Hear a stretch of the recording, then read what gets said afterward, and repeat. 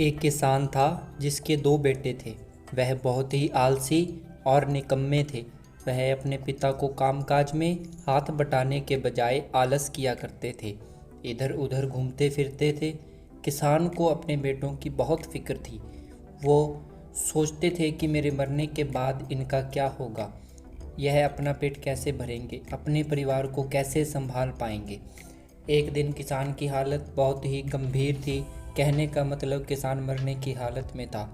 तभी किसान ने अपने दोनों बेटों को बुलाकर उनसे कहा कि हमारे खेत में एक खजाना गढ़ा हुआ है, लेकिन वह किस जगह है उसकी जानकारी मुझे भी नहीं है, लेकिन खोदने के बाद तुम्हें वो मिल जाएगा।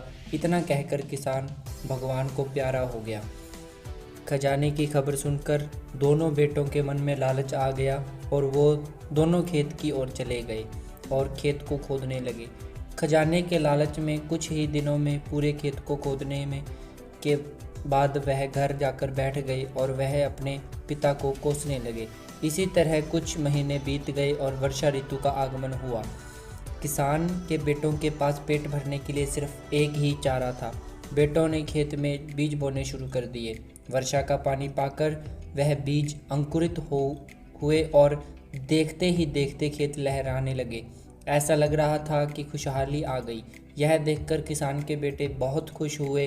दोनों को समझ आ गया कि परिश्रम ही सच्चा धन है, और वो उसी तरह से अपने पिता के शब्दों का मोल भी समझ गए, अपने कामकाज में लग गए।